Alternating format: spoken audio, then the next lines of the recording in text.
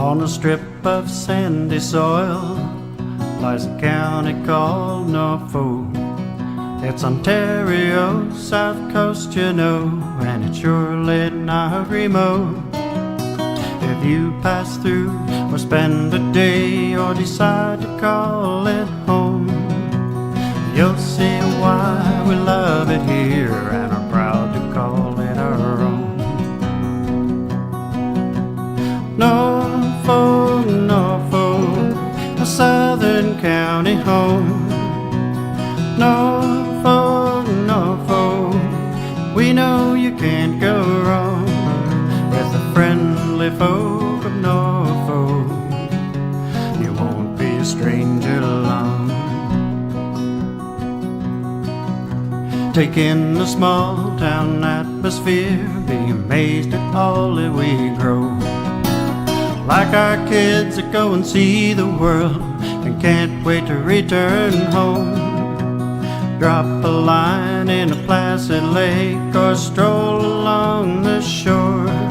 Take a tour on a peaceful country road and bound to be back for more. Of Norfolk, Norfolk, my southern county home.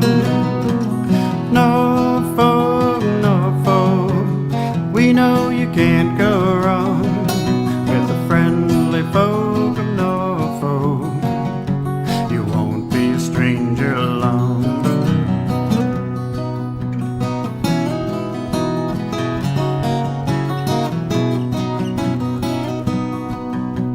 With hard work we built a dream that only willing hands could do. It's on display at our fall fairs and at all the festivals too. Erie beaches, Carolinian forests, where the flower and dogwoods bloom. Patchwork fields and rolling hills, it's just the place for you. Norfolk, Norfolk, a southern county home. Norfolk, Norfolk, we know you can't go wrong with the friendly folk of Norfolk. You won't be a stranger long. Norfolk, Norfolk, Norfolk, Norfolk, you won't be a stranger long.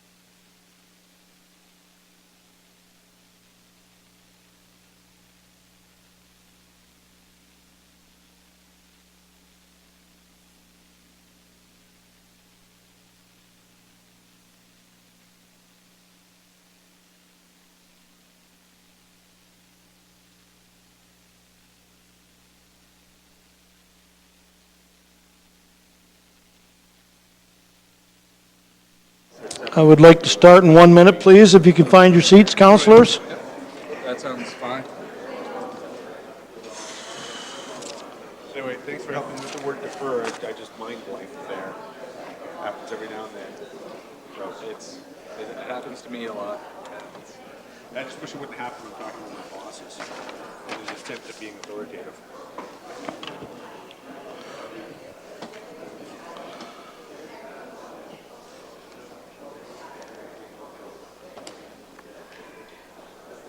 I have a quorum, so I'm going to begin. Thank you very much, folks. I will now officially open the public meetings held under the Planning Act and the Municipal Act. I'd like to advise those in attendance this evening that the Ontario Municipal Board or the local planning tribunal has the power under the Planning Act to dismiss an appeal to either a zoning bylaw and/or official plan amendment. If the appellant does not make oral submissions at the public meeting or does not make written submission to Norfolk County Council before the zoning bylaw is passed and/or before the official plan amendment is adopted. Mr. Clerk, I believe that's a run-on sentence, but I got through it.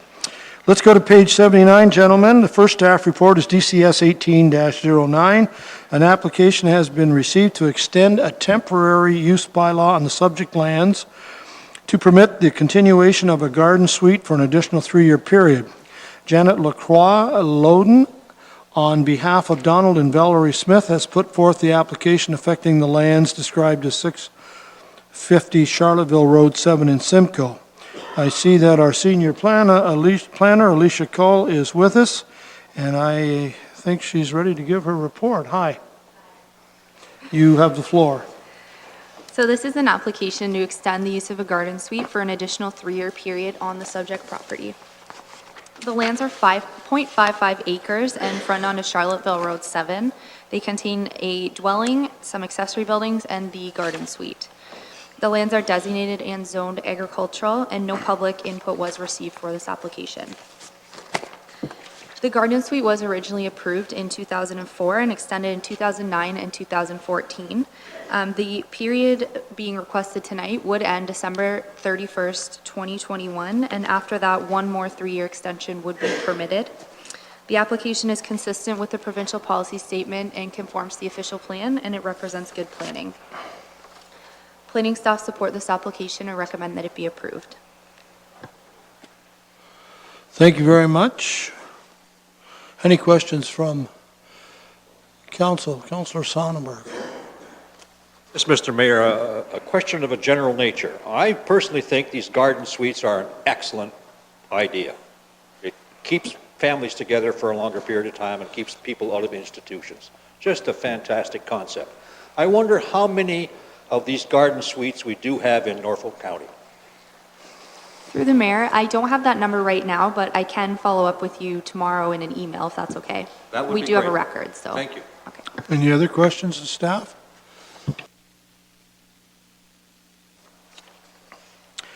Are the applicants, Mr. and Mrs. Smith, or the agent, Janet Lacroix Loden, in attendance? Yes, you are? You the Lacroix, thank you for correcting me on that. Lacroix. You're pronouncing it right, but I use it in English because most people have trouble to pronounce it. Thank you very much. So I would like to invite anyone to speak, who wishes to speak in favor of the application, to come forward to the podium. And as always, Janet, if you wish to say anything in support of the application, you may. You don't have to. Your call.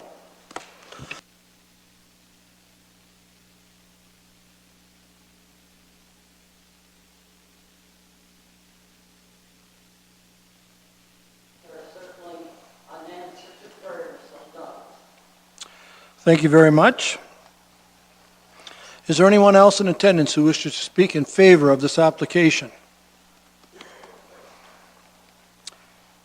Is there anyone in attendance who wishes to speak in opposition or in general to the application?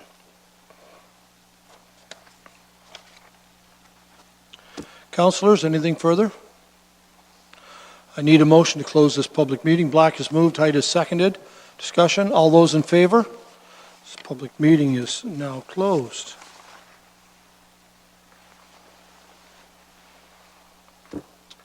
I take direction from you.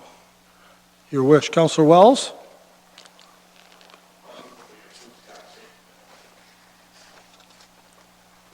Seconder, Councillor Oliver. Wells has moved. Oliver has seconded the application of Janet Lacroix Loden, 650 Charlotteville Road 7.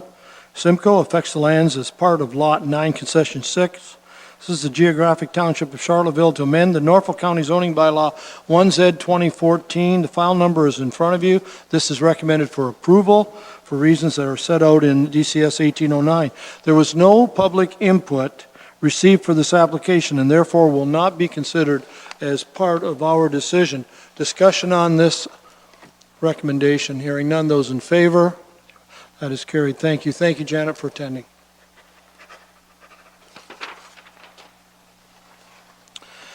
Now, you will see the next three reports on page 87, 97, and 107. We are going to deal with these three reports under one public meeting because they are all by the same applicants. And they relate to staff report 1810, 11, and 12. I'll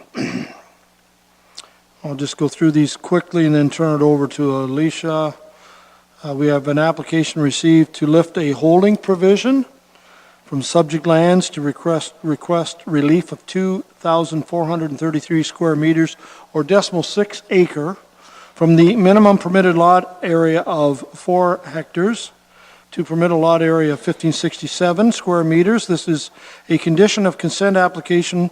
Bill and Bonnie Culver have put forth the application affecting the lands described as 1017 St. John's Road West. The next application is staff report 1811.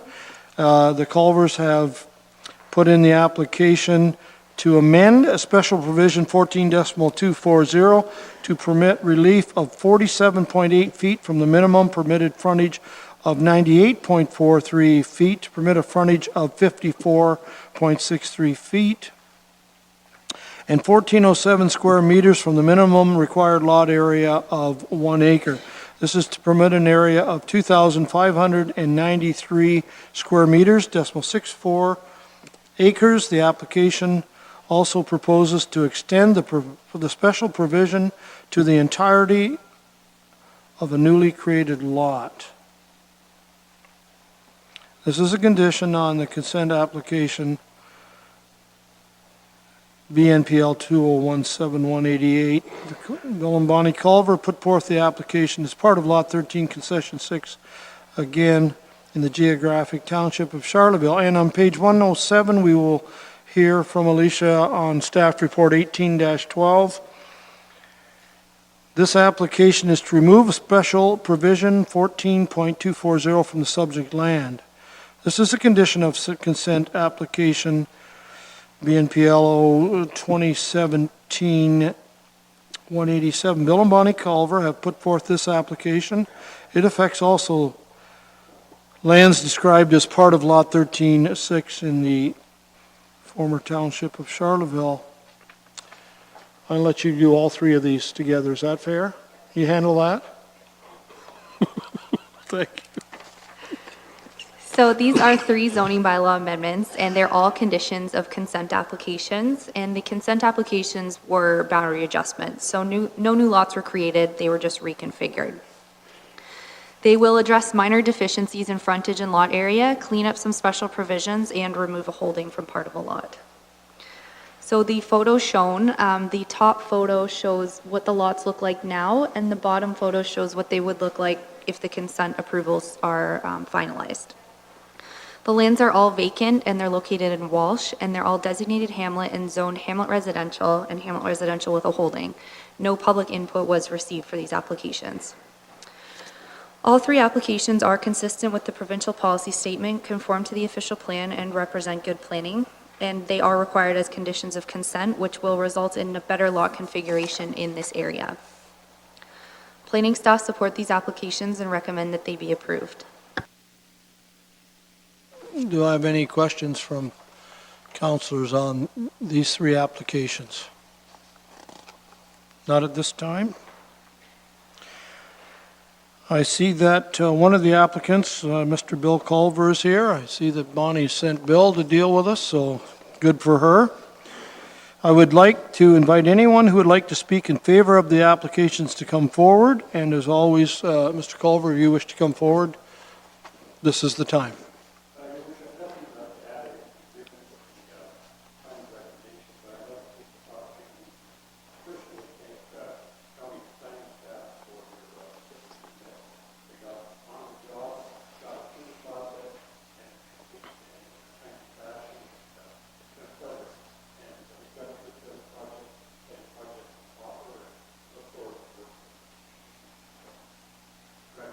Well, we thank you for those comments. Is there anyone else in attendance this evening that wishes to speak in favor of the application? Is there anyone in attendance this evening wishes to speak in opposition or in general to the application?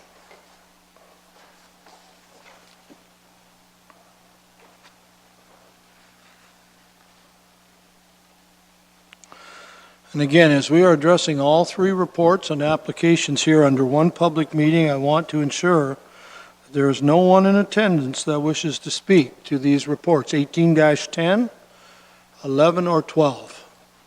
We're dealing with all three at once. They are all interconnected.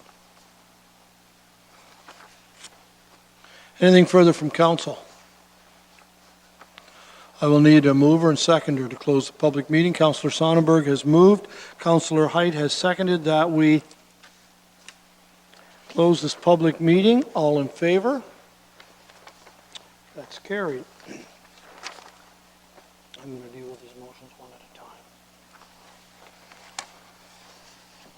Okay, I'm going to deal with the recommendations one at a time. They each will have to be duly moved and seconded. And do I have any direction on the first one? Councillor Oliver has moved. Councillor Columbus has seconded that the application of Bill and Bonnie Culver would affect part of lands described as part of lots 9 and 10, lot 8, Plan 34B, part lot 13, concession 6 in Charlottesville. Norfolk County is to amend the Norfolk County zoning bylaw 1Z 2014. The file number is in front of you. This is for approval for reasons set out in the report DCS 18-10. No public input was received and therefore will not be considered as part of this decision. Discussion? Those in favor? Carried.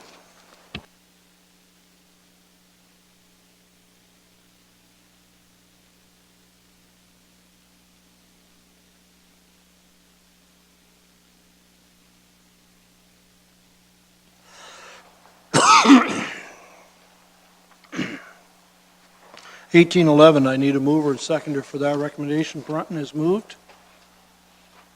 Wells has seconded. That this application by the Culvers at 1017 St. John's Road West in Simcoe, affecting lands described as part of Lot 13 in Township of Charlottesville, Norfolk County. This is to amend our zoning bylaw that it be approved for reasons as set out in this report number 18-11. No public input again was received for this application and therefore will not be considered as part of the decision discussion on 1811. Those in favor? Carried.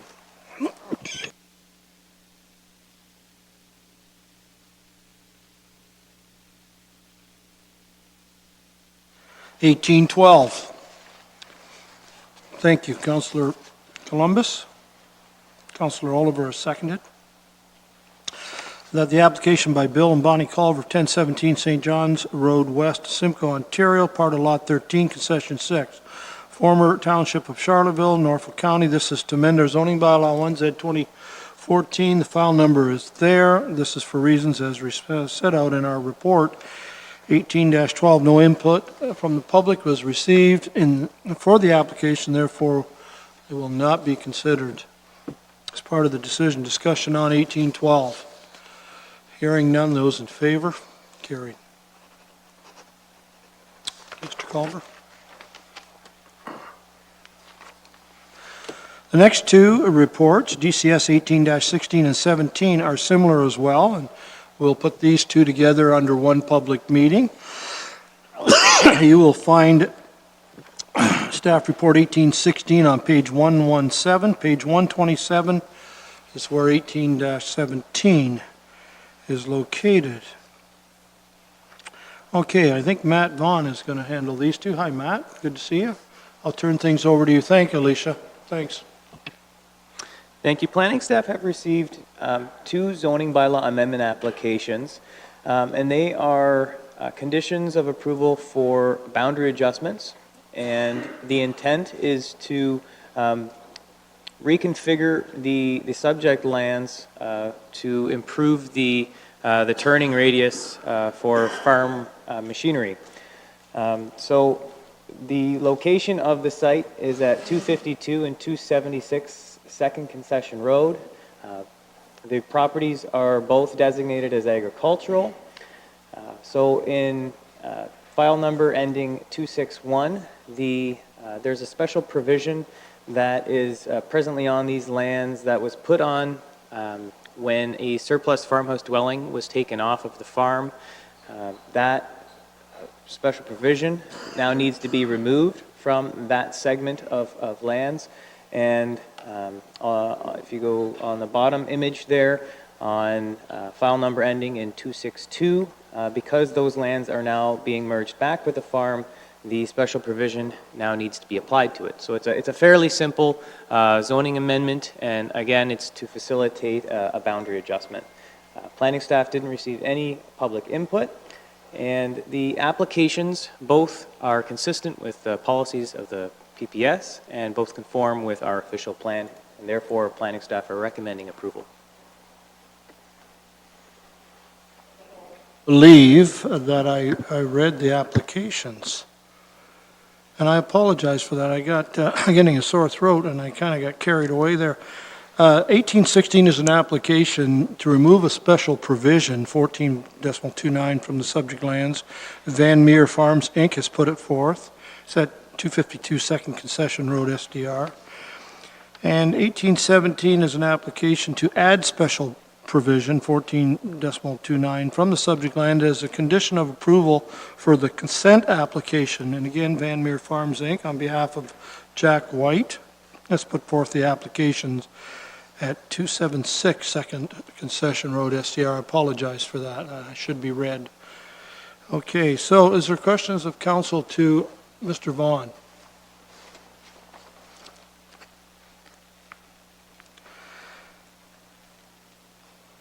Is Jack White or Greg Vermeersch in attendance?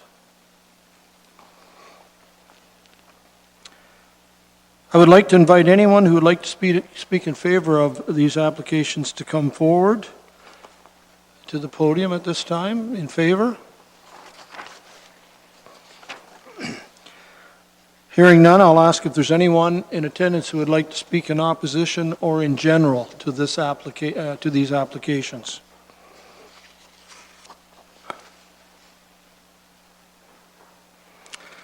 And again, we are addressing both of these reports, so I just want to double check to make sure that everyone is aware we're dealing with both 1817 and 1818.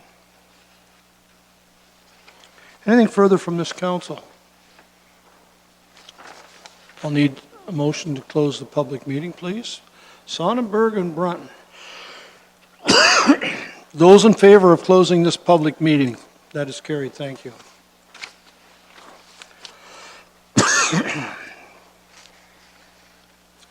I'm going to deal with 1816 first. Councillor Geisens? This is for approval, sir? Thank you very much. Columbus has seconded. Geisens and Columbus have moved and seconded that the application of Van Meer Farms, Inc., this is Greg Vermeersch, 1400 Bell Mill Side Road in Tilsonburg. This affects the lands described as Part Lot 17, Concession 3 in Middleton. Norfolk County is to amend their zoning bylaw 1Z 2014. The file number is printed in front of you. This is for reasons as set out in Staff Report 18-16. No public input has been received for this application and therefore will not be considered as part of our decision. Discussion. Those in favor? Carried.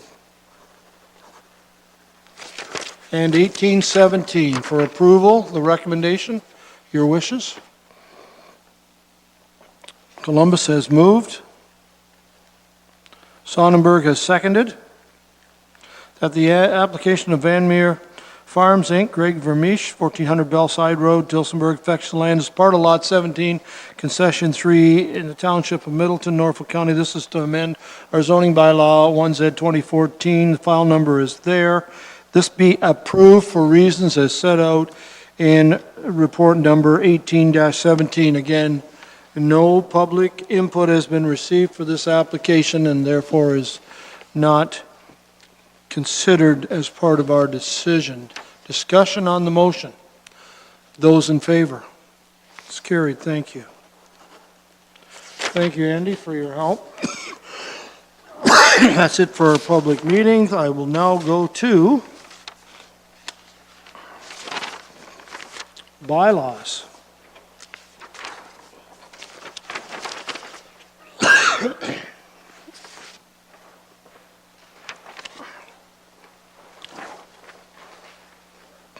I'll need a mover and seconder to pass these bylaws. Wells has moved.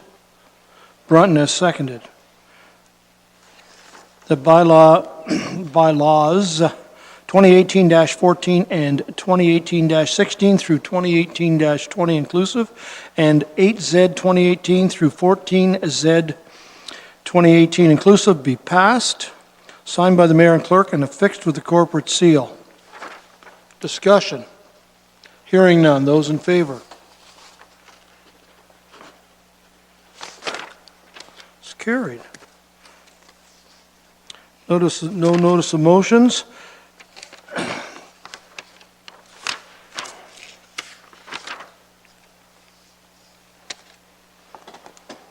Before we get to the confirming bylaw and adjournment, we'll do some other business.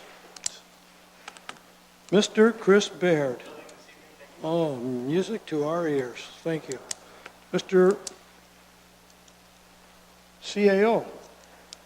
Mr. Cribs. Nope, not this evening. Mr. Cridlin? Nothing this evening either. Ms. Van Dyke? No, thank you. Thank you for being here. Arlene's absent, appreciate it. Councillor Wells? Did our treasurer return to his seat? Were you sitting there when I started with Mr. Baird? Yes, Mr. Mayor, I was. Oh, you were, eh? Yeah. Yeah, yeah. Mr. Treasurer, my apologies, go ahead. I'd just like to bring council up to date on a couple finance reports that are coming to council. Please. We are planning on the budget adjustment report coming next week. So that is coming on February 20th. And also the legacy fund report, which I'm sure we're all looking forward to seeing, was planned to come in February. However, it will be a March date that we will be using for that report. I'm trying to coordinate a couple different providers for the service in order to come in and do a presentation to council, and that's causing some logistical issues as far as timing. Thank you very much. Councillor Wells? Councillor Black? Couple of things, but I wanted to ask Lee, but I guess, I don't know if she's here still or not. I don't know if anyone can answer the question about Well, put it out there and we'll get you an answer one way or snow another. removal in the downtown. I don't know if our county CAO can answer this or not, but I think maybe Lee's available. I believe she told me it I have a was second question. starting this week, but is she? Yeah, here she comes. Well, let's let her Okay. answer your question. I'll let you Sorry. rephrase it. Sorry. Sorry, Lee, didn't mean to disturb your lunch dinner. Go ahead, Councillor You know Black. what, I've got two questions. Let me ask Chris first, and then I'll get to Lee. Is that all right? Yeah, she'll have time to swallow. so Okay, go ahead. have a drink. I was talking to Chris earlier about the Norfolk Hotel and downtown Simcoe, and it's constantly getting calls about the Norfolk Hotel, emails, businesses. Without going into all the sordid details about it, I just wondered if Mr. Baird can give us any kind of an update on what might be happening there. Would there be any improvements in the current condition of the hotel, the Norfolk Hotel?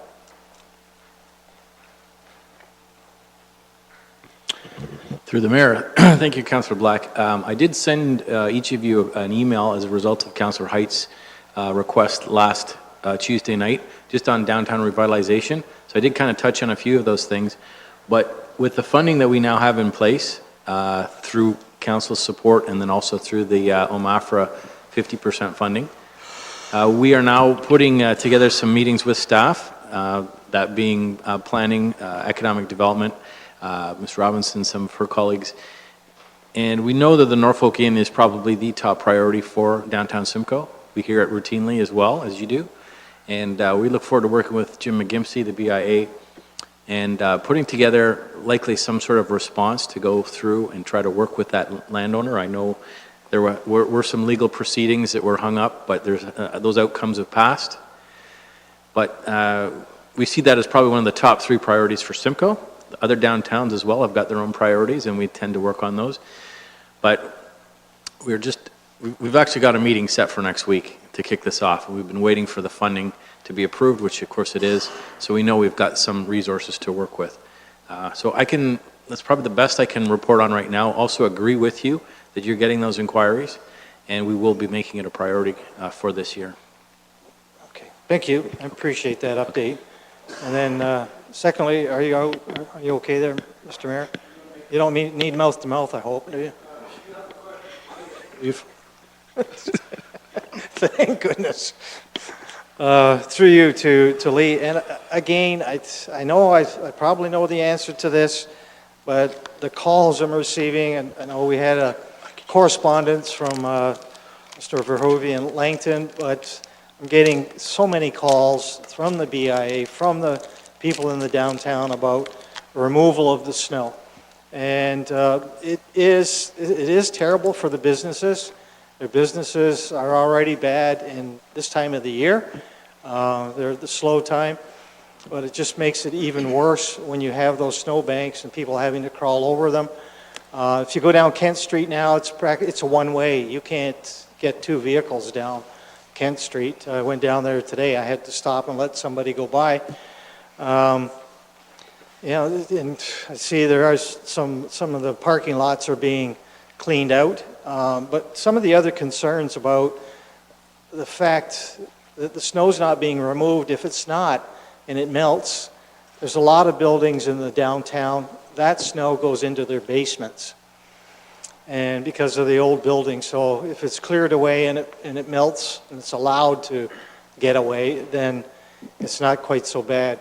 So I know the downtown businesses were hoping that Sunday night, and I do know that staff has been busy trying to take care of all the snow, and have been doing a great job. I just wondered, will the snow be removed very soon in downtown Simcoe? Through the mayor to council, with respect to that, council will recall that our minimum maintenance standards don't require the removal of snow in downtown areas as part of our provincial requirements. They do require that our roads have certain treatments, etc. As such, when we're faced with a lot of snow, our staff are obligated under provincial legislation in compliance with provincial minimum maintenance standards to ensure that the minimum maintenance standards are maintained. They're also under legislation that only requires that they're allowed to work so many hours in a day. They can only drive a vehicle for so long, et cetera, to ensure public safety. As a result of that, we are maxing out the availability of every staff member that we have to ensure that we meet minimum maintenance standards. We need Mother Nature to work with us and give us a break for everybody's hours to reset, and so that we're actually able to have our staff in there doing those types of activities, the snow clearing. Right now, the forecast looks like we're going to have the ability to get into some of the downtown areas to remove some of the snow. But Mother Nature has fooled us before and changed the forecast on us on very short notice. So we are very hopeful that with the next week and a half or so that we will be able to remove a lot of the snow in some of the downtown areas, not just Simcoe, but throughout this municipality.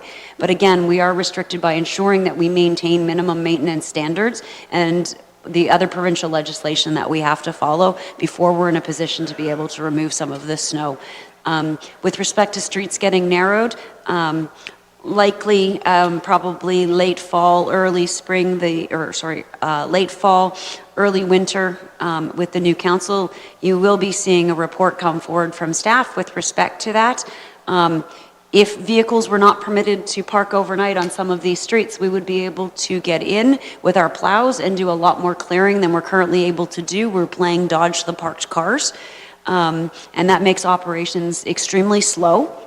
It means that certain roads have to go back on multiple times as vehicles are being moved around, et cetera. So we'll be certainly bringing forward that because we believe that there is a significant operational savings that can be undertaken if during certain events, we have the ability to prohibit some parking in some areas to allow faster snow clearing removal activities.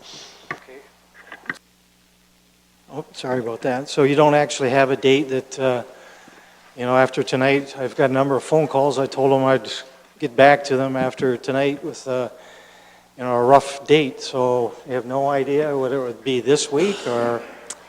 Through the mayor to council, at this point, we do not have a rough date.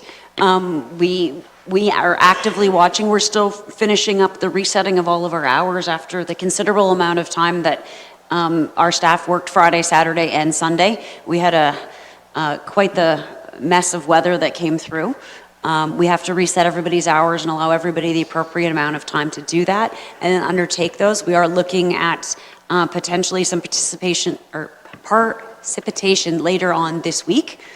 And depending on how that falls, whether it falls as snow or rain, it'll depend on what we can do in terms of minimum maintenance standards and what activities we have to undertake. So at this point, staff aren't committed to a specific date. We are aware of it. Obviously, it causes us operational problems too. We want to get it out of there as soon as possible. But we are working under a weather situation, and we will be there as soon as we can possibly make arrangements to get staff in there to a variety of areas. There are multiple downtown areas and parking lots, et cetera, that need snow removed at this point. So the best I can tell them is as soon as possible. Is that it? Absolutely. Okay, and secondly, you made reference to the minimum standards, and I have read some minimum standards that when the snowbank it has to be so high and so wide at the base, then that forms a criteria for removal. That is part of the criteria, is it not? That is correct. Okay, and has it met that? It has not met it yet. You got to be kidding. It hasn't met it. It has not met it yet. Where do you measure? Like what places do you measure? Well, minimum maintenance standards are all across Ontario, and if you take any place much further up north, they would be so excited to have the minimal amount of snow that we actually are facing with right now in this area. But for here, what is it for here? The minimum maintenance standards don't vary across the province. They're the same across the province. So to you, this may seem like a huge snowbank. My point in this is that in accordance with the minimum maintenance standards, it's not a huge snowbank yet. And that's why we're actively working on removing what we can when we have the opportunity to do so. Well, I'm not going to be able to, the people in the downtown Simcoe, the businesses, they're certainly not going to buy that answer, even if that is the fact. I know they won't buy it, but thanks anyway. On this topic, Councillor Wells. Just a comment, Mr. Mayor, with you. This is not unique to downtown Simcoe. I think every downtown in our community is enduring the same problems. Thank you. Councillor Oliver on this topic. Thanks, Mr. Mayor. I appreciate Lee's comments. Lee, we all understand that we've only got so much equipment and only so much manpower, and you've got to make sure they don't exceed hours, et cetera. We fully understand that. If council decided this was important, and it is important to all of us, would we not be able to provide some emergency funding and say to you, go out to the private sector, hire half a dozen dump trucks and a half a dozen front-end loaders and let private enterprise do it for us on an emergency basis over the next 72 hours. Would that be doable? And if so, how would you feel if council decided to provide that direction? Through the mayor to council, certainly that is something that council could direct staff to do. I believe that we will be struggling to obtain partners in the private sector to be able to respond. Most of the people that are capable of doing that work have contracts to actually do that work. They are facing the same number of hour requirements with their staff. I know our contractors are experiencing the difficulty as well. Many of them actually already have contracts in place with private businesses to remove snow from their private parking lots. And those businesses would take priority over the municipal works given that they already have an existing contract in place. It's certainly something that we could see if there was an appetite for in the market, but I don't believe it's something that could be undertaken in 72 hours. It would take us a little bit longer to put it together than that, but we could certainly do that if council wanted to provide us sufficient funding to do so. The forecast for the next 9 consecutive days is above freezing, the highs, and of course that's subject to change, but maybe we'll get a break from Other nature. Councillor Height, other business, please. Thank you, Mayor Luke. Yeah, we just received an email from SLT with the SLT minutes, and I'm just kind of curious why it's taking so long to get those these days. I know in the past we always received them right away. I find them to be very informative. And I just received the January 17th minutes. So this is 2 behind we're at right now, because there was one on February 7th as well. You know, I like getting the heads up with these minutes because you'll see some of the reports that might be coming, but there's also some things in there like the visit by the Ministry of Labor, a handy person for Haldeman. I'd rather not be looking for answers 2 weeks after. I'm wondering if the county, the CAO, if he could answer why it takes so long to get these minutes. Our usual course of action actually mirrors this council's. We will have a meeting tomorrow. At tomorrow morning's meeting, we will approve the minutes from last week to make sure they accurately reflect what it was we discussed. They should get released later tomorrow, or at worst Thursday. That's our normal course of action. On occasion, we can't meet our own standard on that because although they matter and they're a good way of communicating to you, there are a number of pressures on us from all fronts. So I apologize if we're a week behind. We will rectify that tomorrow afternoon. But there's no way we'll be getting them like quicker, like within a few days of when it happens? Well, much like this council works, you approve your minutes from the last time round you met. Mm-hmm. So we have a 1 week delay for that. And then you really want to, staff really need a day to turn those around. So typically it's an 8-day lag. That's normal. And okay. that's our usual standard. In this case, we missed it by a week, and I do apologize for that. That being said, we do strive for 8 days is our perfect standard. Okay. Thank you for that. My next one, Mr. Mayor, is receiving calls that we fired quite a few firefighters. I'm wondering if, Mr. Cridlin, if you could verify, either confirm or deny. I'm hearing as many as 9. Mr. County Manager. Not prepared to discuss labor relation matters in public, but I can certainly confirm that we have not terminated 9 firefighters. That would not be correct. I was wondering that because surely council would have heard something like that first.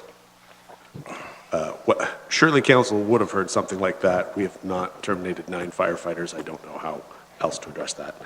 Okay, thank you for that. And my last one, Mr. Mayor, I'm not sure, maybe Mr. Baird could answer it, was council will know Woven Street in Port Rowan because it's the best ward in Norfolk County, right? So where's that again? So there's that vista there, you know, across the street from where Solicitor Klein used to live, I believe? Yes. I believe that's still for sale. And it's probably going to be a tough sell as far as a development property because it's on the side of that hill.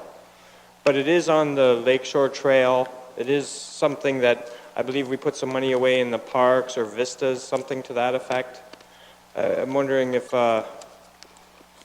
Baird, what would be the process to look into purchasing that, even for a charitable donation receipt? Through the mayor, first of all, with regard to vistas and lakeshore access, it has always been the policy of this council and previous councils that we would not dispose of any county-owned lands or vistas along the lakeshore, that they be held in the public realm.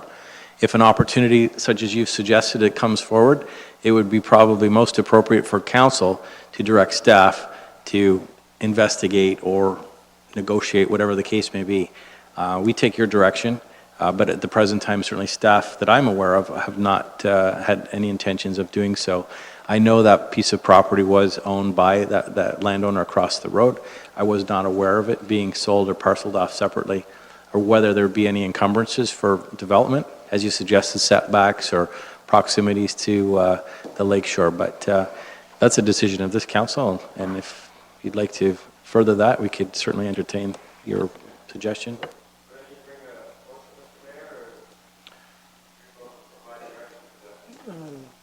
Through you, Mr. Mayor, other business is just for matters of general information. So we've already passed the notice of motion and motion process, so it would have to be at the future council unless there's something that staff willingly accepts. But it's generally this isn't the time to bring up new matters or to debate matters.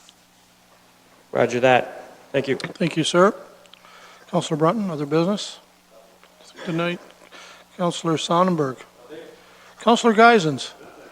Councillor Columbus. Yes, just, there was talk about the cleaning up the downtowns for snow removal, and I've been getting phone calls about postal boxes, where people cannot get to the postal boxes.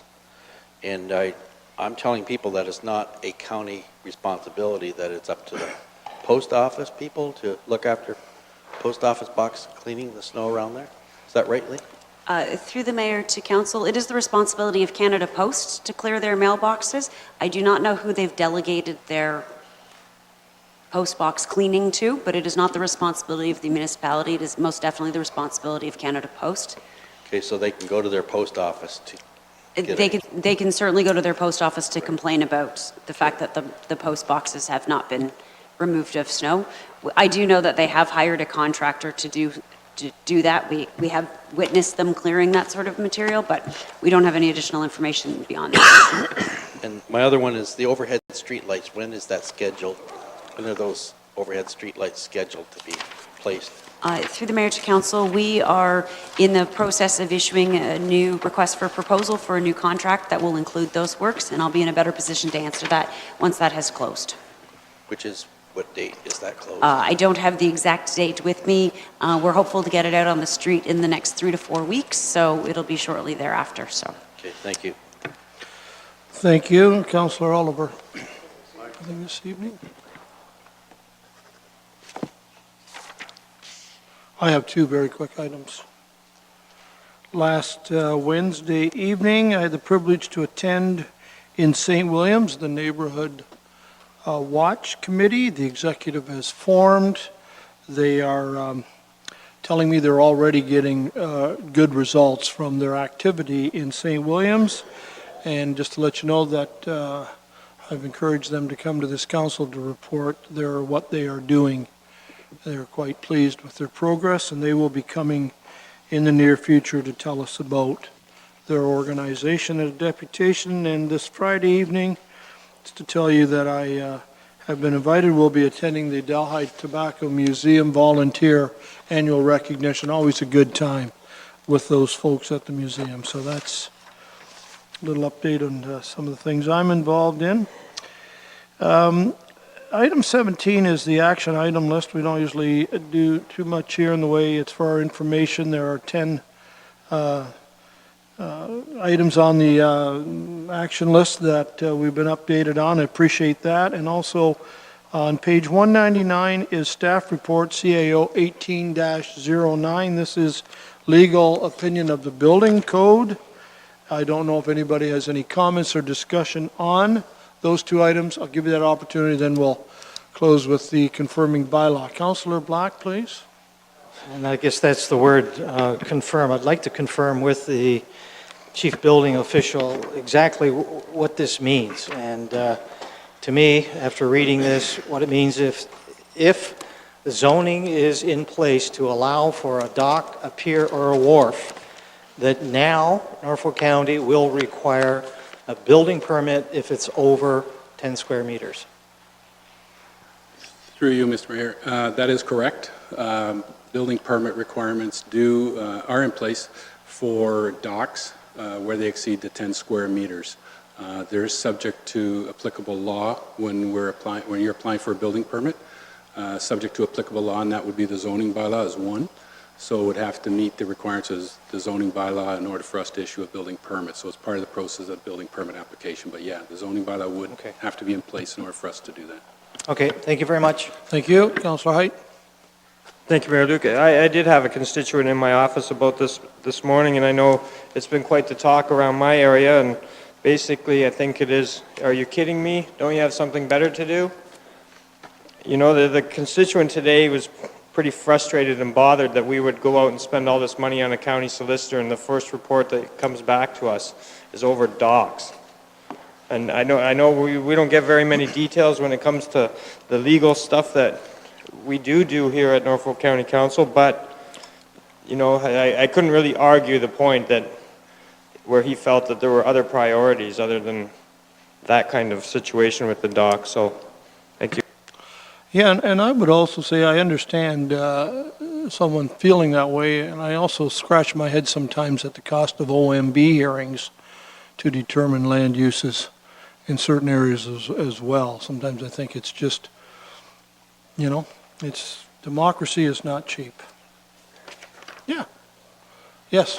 When the counselor says the staff have nothing better to do, I think that they are doing their job. And I look at that as belittling staff.